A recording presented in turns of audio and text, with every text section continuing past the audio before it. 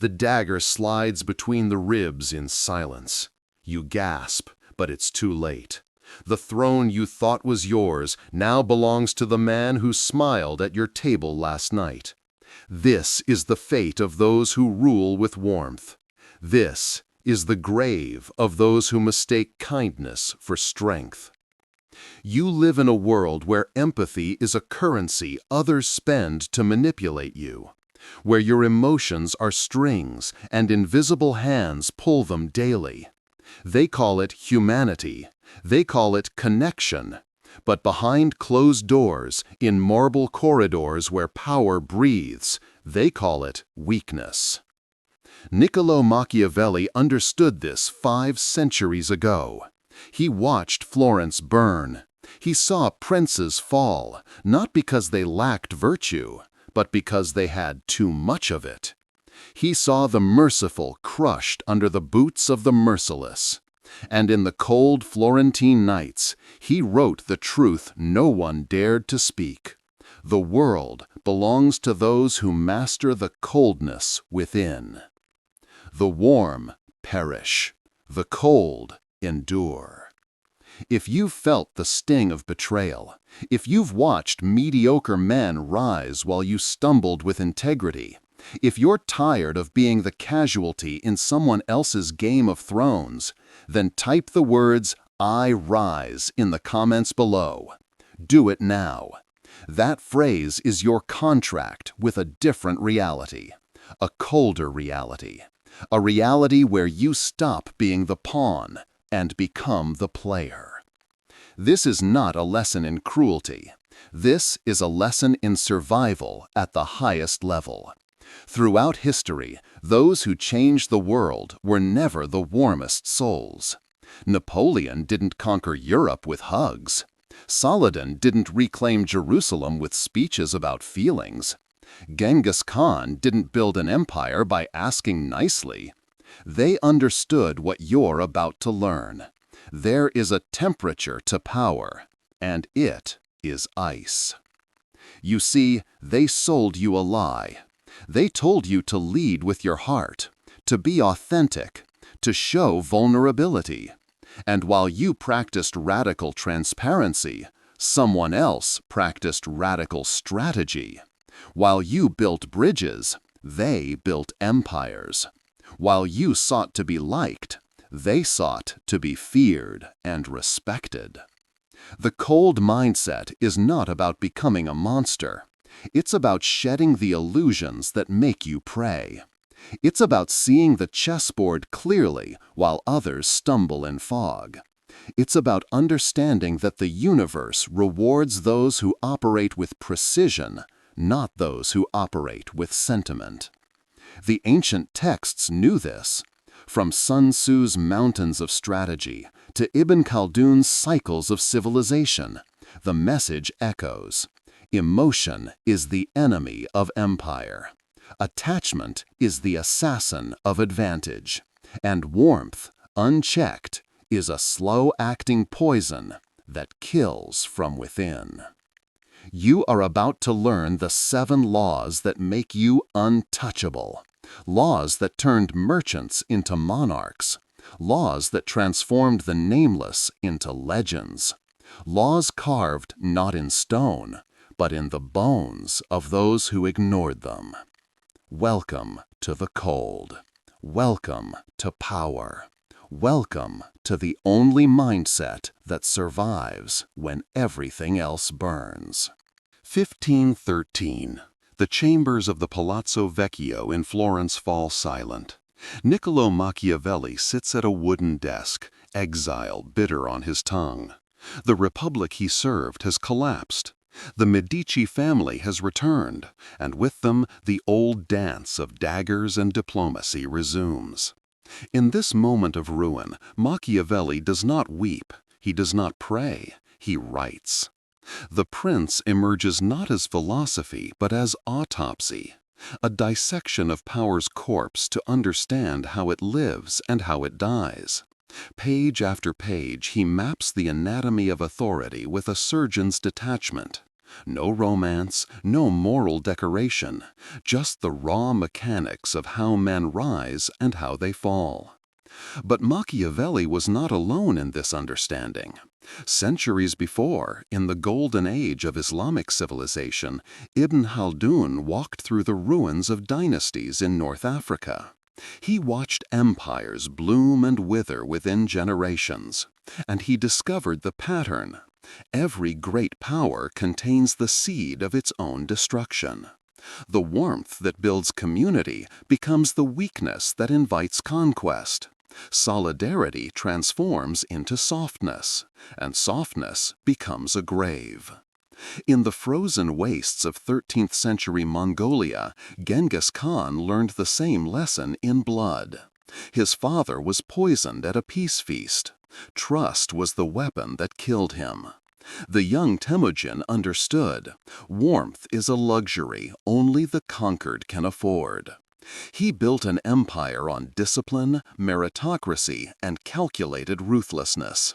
He didn't love his generals, he used them.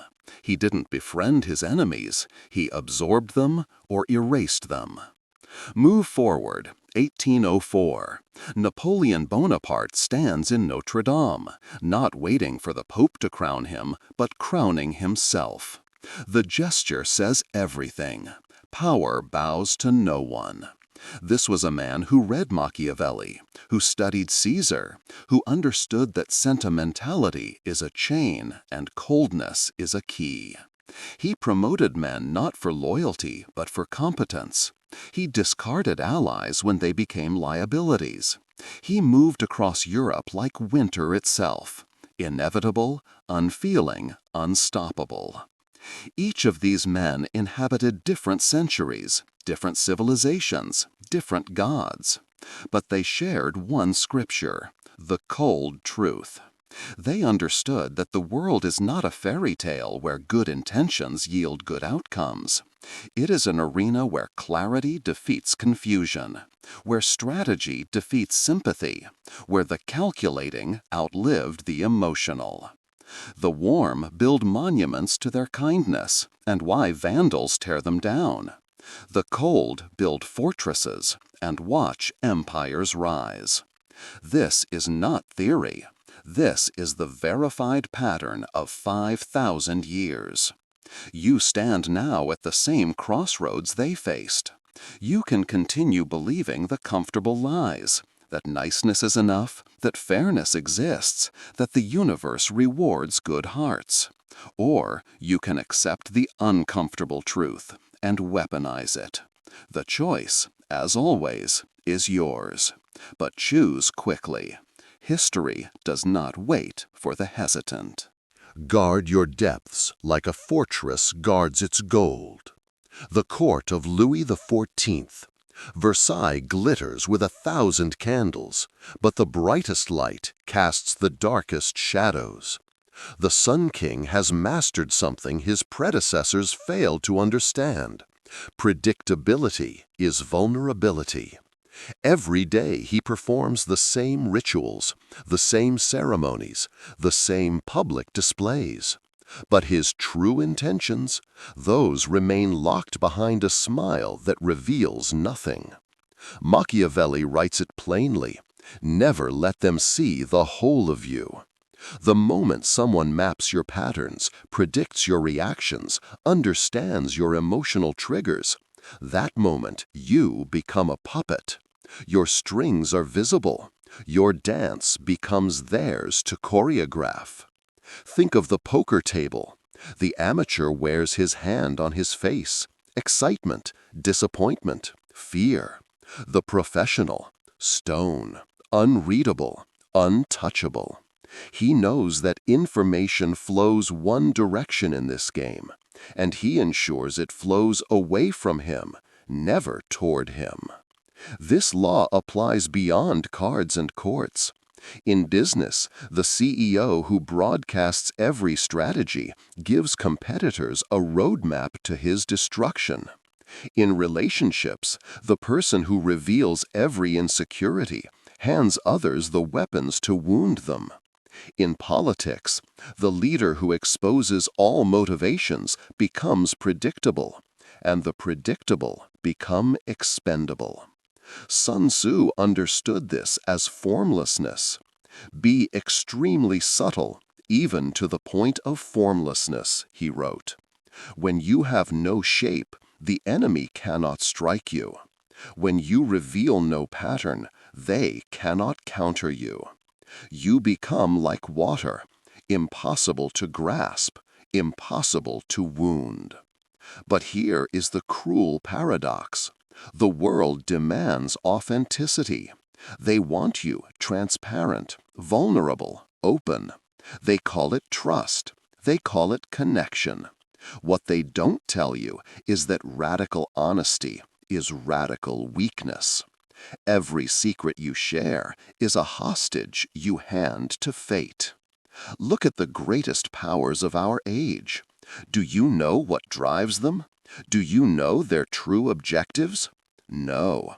You see the press releases. You see the public face. But the machinery beneath? Hidden, protected, cold. The warm leader says, "Let me tell you everything I'm planning, so you trust me." The cold leader says nothing and watches as others fill the silence with projections, assumptions, fears, all of which can be used and manipulated. Silence is not emptiness. Silence is a weapon. This does not mean become a mystery wrapped in lies. It means become selective, strategic. Share the story that serves you. Reveal the version of yourself that advances your position. Keep the core, your true ambitions, your real fears, your ultimate plans, in a vault that no charm, no interrogation, no intimacy can unlock.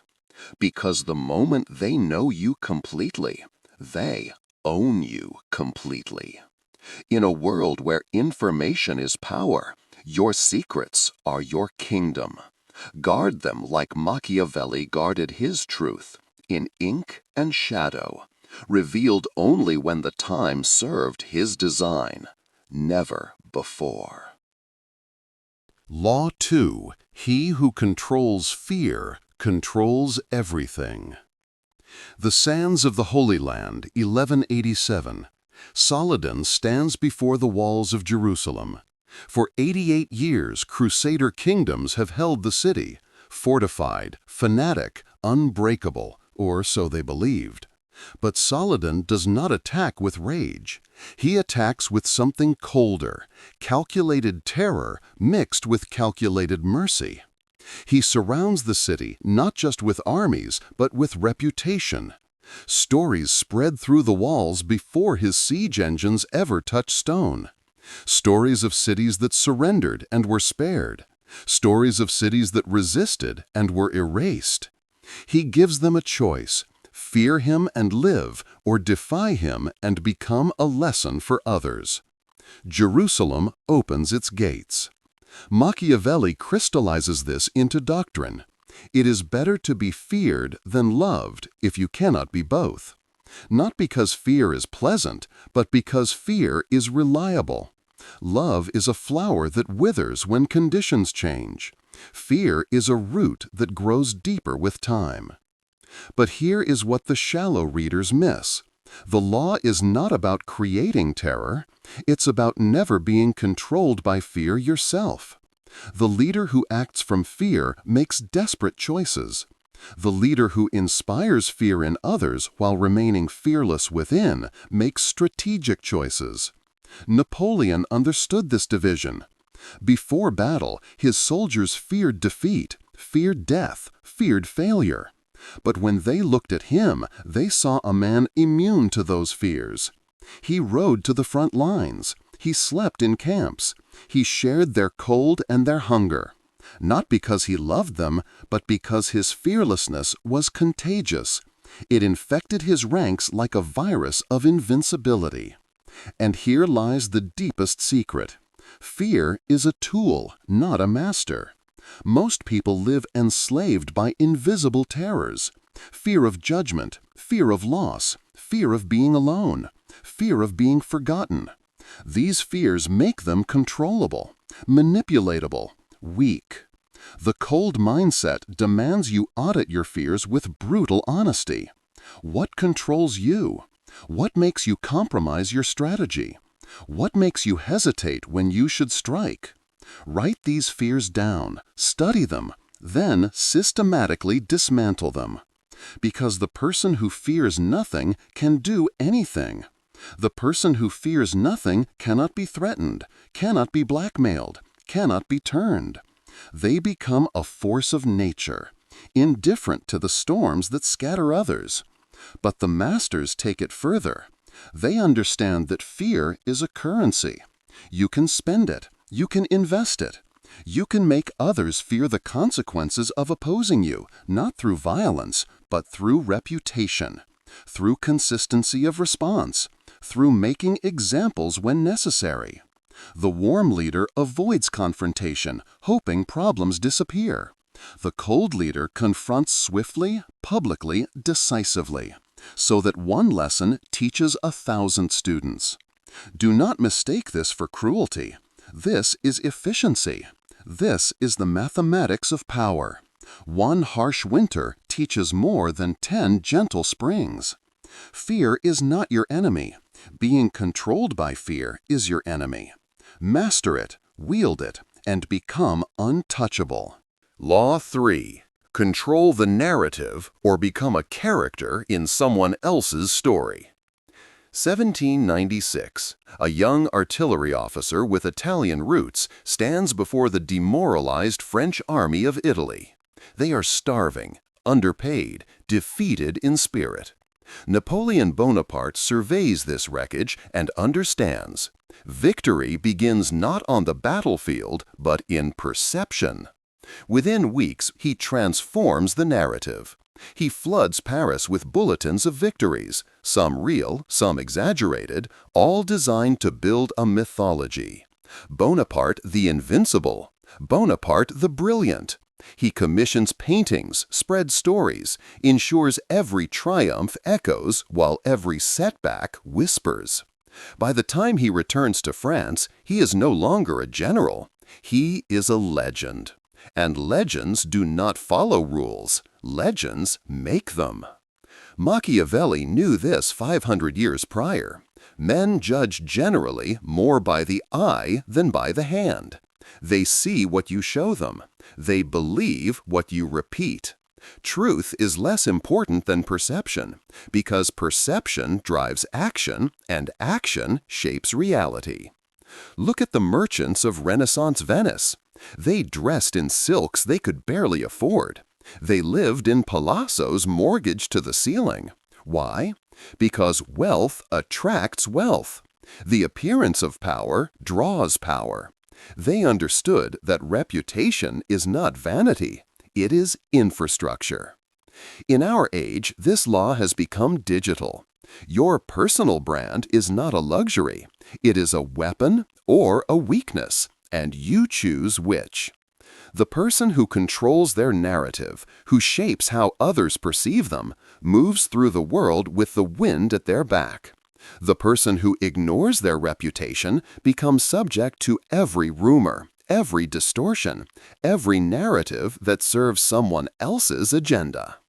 Sun Tzu wrote, "All warfare is based on deception." But the deepest deception is not lying. It is strategic truth. Revealing the victories, concealing the scars, highlighting the strengths, hiding the doubts. This is not fraud. This is presentation. Think of the greatest leaders, the most successful empires. They invested massively in their image. Roman emperors built monuments not from ego, but from strategy.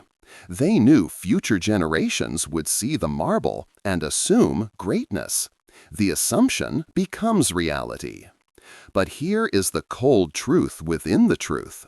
Once a reputation is damaged, it requires 10 times the effort to repair as it took to build.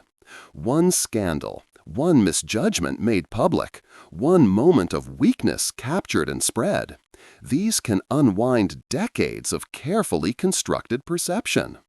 Therefore, the cold strategist operates like a theater director. Every public appearance is staged. Every statement is considered. Every action is measured against the question, how will this be remembered? The warm leader says, I'll just be myself and let my work speak. The cold leader says, I will craft what they see and ensure my work is seen. Your reputation is not who you are. It is who the world believes you are. And in the game of power, belief is more valuable than truth. Control the story, or become a footnote in someone else's. Law 4. The one who knows more wins more. Constantinople, 1533. The palace of Suleiman the Magnificent houses something more valuable than his treasury, a network of informants spanning 3 continents. From Vienna to Venice, from Cairo to Crimea, information flows into Ottoman hands like rivers into the sea. Before enemies mobilize, he knows. Before alliances form, he intervenes. Before rebellions spark, he extinguishes. This was not magic. This was system. The Ottomans understood that battles are won before swords are drawn, and wars are decided before armies march. Intelligence determines everything. Machiavelli writes with characteristic precision, "He who has not first laid his foundations may by great ability lay them afterwards, but they will be laid with trouble to the architect and danger to the building." Information is the foundation. Everything else is construction. Look at the intelligence agencies of modern powers. Why do nations spend billions on satellites, hackers, spies, analysts? Because knowing what the opponent will do before they do it is the ultimate advantage. It transforms every conflict from a battle into an execution. But this law applies far beyond espionage. In business, market intelligence separates the profitable from the bankrupt. In relationships, understanding the other person's true motivations prevents manipulation. In any negotiation, the party with more information dictates the terms. The cold strategist becomes a collector, not a hoarder of meaningless data, but a curator of leverage. They listen more than they speak. They ask questions that seem casual, but are surgical. They remember details others dismiss. They connect patterns invisible to the distracted. Ibn Khaldun documented this in his study of civilizations. Those that maintained superior information networks about weather, about enemies, about internal dissent, survived. Those that grew complacent in their knowledge perished. Information advantage is survival advantage. Here is the practical application. Every conversation you have is an intelligence operation. Not in a paranoid sense, but in a strategic one. What do they want? What do they fear? What do they know that you don't? What are they hiding? The answers to these questions are treasures more than gold. Meanwhile, you must become a fortress in reverse. Share nothing that serves no purpose. Volunteer nothing that creates vulnerability. Ask questions, give answers that reveal little. Make them speak. Make them disclose. Make them think they're winning while you're actually gathering. The warm person treats every interaction as therapy, spilling emotions and secrets freely. The cold person treats every interaction as reconnaissance, gathering maps of the terrain while revealing only safe paths. Sun Tzu's instruction remains eternal. Know your enemy and know yourself, and you will not be imperiled in 100 battles. But to know requires systems, requires attention, requires cold, patient collection. Information does not shout, it whispers. And those with the coldest minds hear every whisper, while others drown in noise. Listen, collect, never forget. This is how you become untouchable. Law 5. Immortality is not in monuments, but in mechanisms. The steppes of Mongolia, 1227. Genghis Khan feels death approaching. He has conquered more land than any human in history. His empire stretches from Korea to Europe's doorstep. But the Khan understands something his contemporaries do not. Empires built on a single man die with that man. So in his final years, he does not build palaces. He builds systems. A merit-based command structure, a unified legal code, a communication network of riders that can cross the empire in days. He creates institutions that function whether he breathes or not. When he dies, the empire does not collapse. It expands for another century. This is the difference between the hero and the architect. The hero shines bright and fades. The architect builds frameworks that generate heroes long after he is dust. Machiavelli observed this in reverse. He watched Italian city-states crumble when their strongmen fell. Why? Because everything depended on one leader's charisma, one leader's genius, one leader's presence. Remove the leader, remove the state. This is not power. This is performance. True power is structural. It is in laws that execute themselves, in organizations that run smoothly without your constant intervention, in processes that continue whether you are present or absent. This is how you become irreplaceable, by making yourself unnecessary. Look at the great institutions that have survived centuries: the Catholic Church, the British monarchy, ancient universities. They persist not because of any single pope, king, or dean, but because the system itself has momentum. The machinery operates. In your own domain, business, family, creative work, the question is this: if you vanish tomorrow, would your impact vanish with you? If yes, you have built nothing. You have merely performed. The cold strategist thinks generationally. They create standard operating procedures. They document knowledge. They train successors not from ego, but from architecture. They build brands that transcend their personal identity. They establish reputations that become institutional. Napoleon understood this too late. His empire was him. When he fell, it fell. Contrast this with the founding fathers of America, who built a constitutional system designed to survive terrible leaders. The system corrects. The system endures. This law requires a mindset shift from "how do I succeed?" to "how do I build a machine that succeeds?" From "how do I win today?" to "how do I create conditions for victory a century from now?" The warm builder creates dependency. They want to be needed, want to be the hero, want the spotlight. The cold builder creates independence. They want the structure to function flawlessly in their absence, because that is the only proof of true design. Your legacy is not your achievements.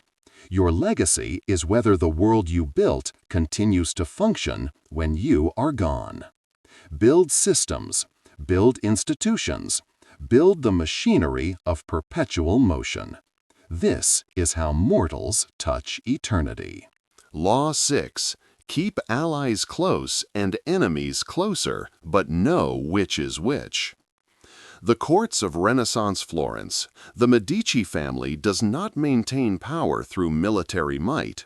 They lack standing armies. They hold no formal titles for decades. Yet they dominate. How? Through a network of allies cultivated with mathematical precision, and enemies neutralized through strategic positioning. They lend money to allies, creating obligation. They arrange marriages, creating bonds. They distribute patronage, creating dependency. But simultaneously, they keep potential rivals on their payroll, transform enemies into employees, and ensure that destroying the Medici would destroy too many others in the process. Machiavelli codifies this into doctrine. Alliances are tools, not bonds. Loyalty is a commodity, not a virtue. The effective prince understands that today's ally may be tomorrow's enemy, and today's enemy may be tomorrow's necessary partner. Therefore, flexibility is strength, and sentimentality is suicide.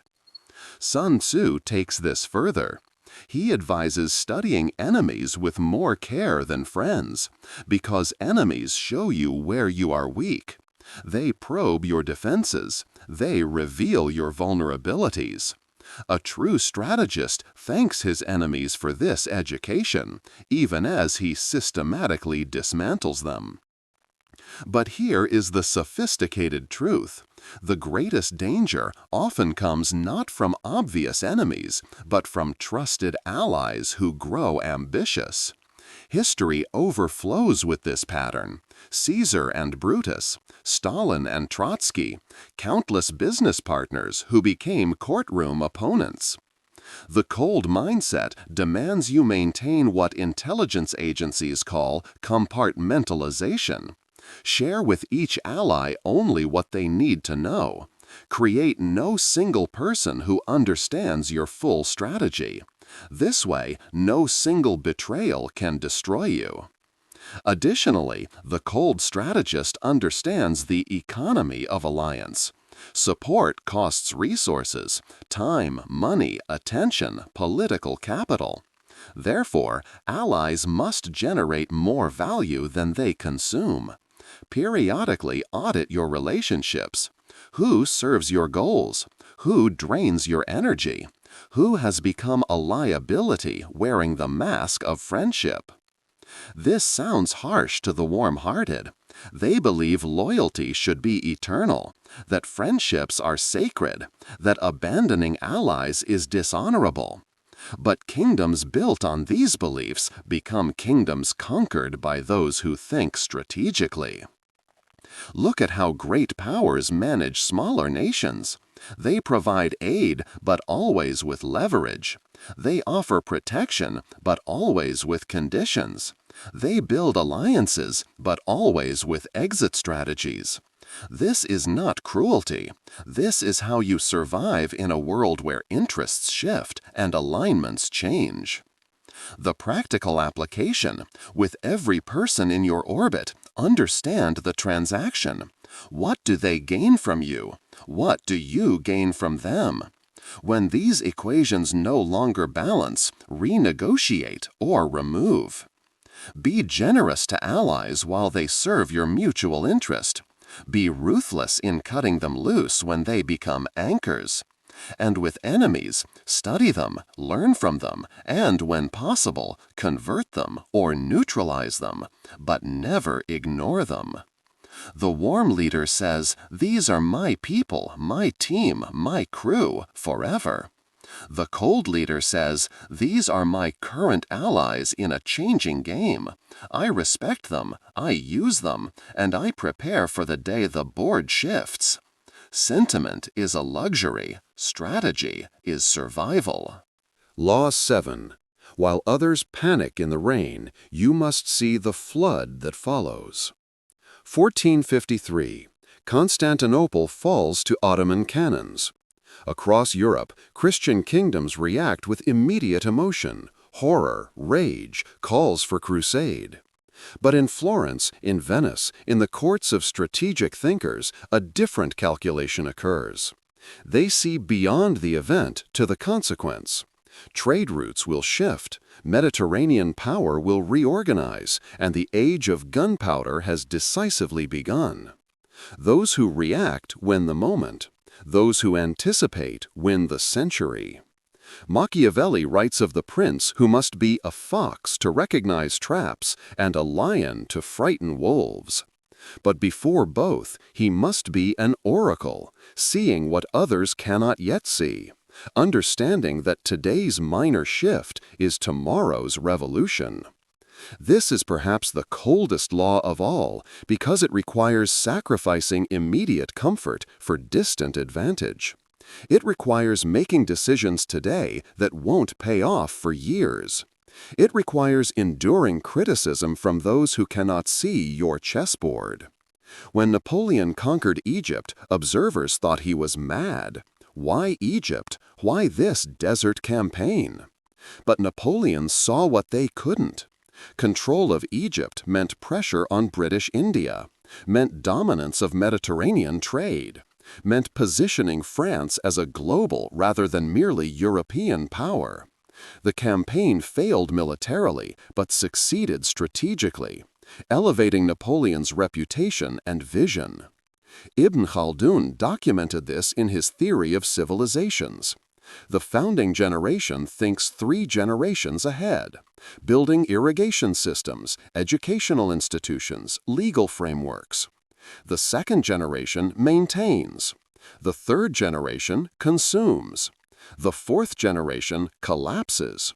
Why? Because somewhere along the chain, leaders stopped planning beyond their lifetime. In your own existence, this law demands brutal honesty. Are you optimizing for this quarter or this decade? Are you building a career or a legacy? Are you reacting to the current crisis or positioning for the inevitable changes you see approaching? The cold strategist operates on multiple timelines simultaneously. Handle today's emergency, yes, but allocate resources to 3 years from now, 5 years, 10 years. Plant seeds you may never see bloom, but which will feed your grandchildren. This requires resisting the tyranny of the urgent. The world will always scream for your immediate attention. Crisis after crisis will demand you abandon long-term strategy for short-term reaction. The warm leader succumbs. The cold leader maintains the long view, even while managing the present. Jeff Bezos built Amazon with this principle. Quarterly profits meant nothing. Wall Street's opinions meant nothing.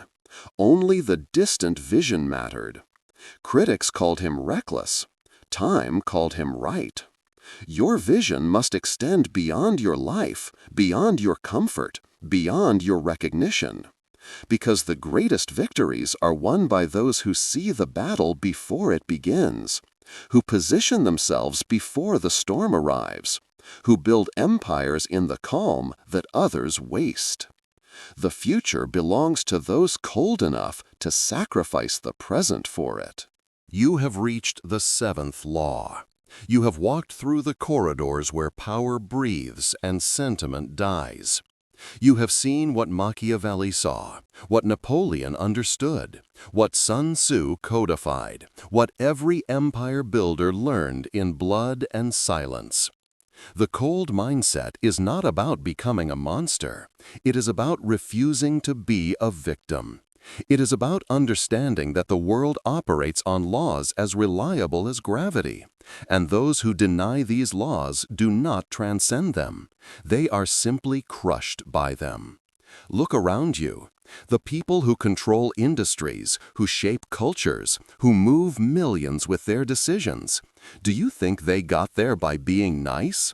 By hoping? By waiting for fairness to arrive? No. They mastered the temperature at which power crystallizes. Cold, clear, strategic. They guarded their secrets.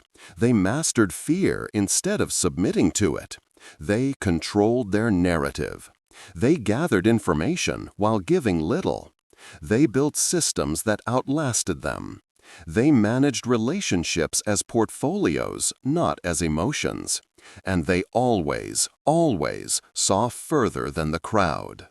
This is your inheritance if you claim it, not because you deserve it by virtue, but because you understand it by study, because you are willing to shed the comfortable illusions that make most people predictable, controllable, forgettable. The warm world will resist you. They will call you cold. They will call you calculating. They will say you've lost your humanity. Let them. While they debate your character, you will build your empire. While they judge your methods, you will achieve your objectives. While they cling to fairy tales about karma and justice, you will create the outcomes you designed. But understand this: the cold mindset is not an excuse for cruelty. It is not a license for betrayal. It is not permission to harm for pleasure. Those are the acts of the weak pretending to be strong. True coldness is precise. It is strategic. It takes no pleasure in destruction and no guilt in necessary action. It simply is. You now possess knowledge that most will never acquire. You see patterns most will never recognize.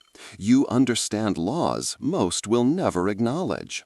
This separates you. This elevates you. This makes you dangerous to the order that benefits from your warmth. The question is, what will you do with this? Will you return to the comfortable lies, to the warm illusions, to the hope that being good is enough? Or will you step fully into this understanding and become the architect of your own empire, the master of your own fate, the force that others must consider in their calculations? If you have read this far, you are not like the others.